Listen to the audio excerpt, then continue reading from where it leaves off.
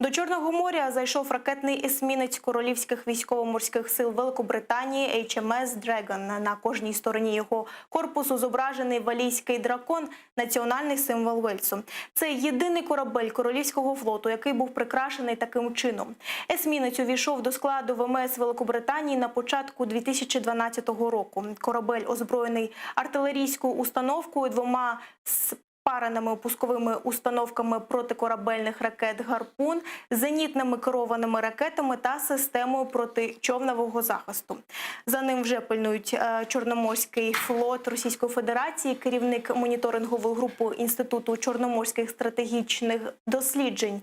Головний редактор порталу Black Sea News Андрій Клименко зазначив, що постійне чергування кораблів НАТО у Чорному морі є дієвим засобом стримування нового морського етапу війни Росії проти України.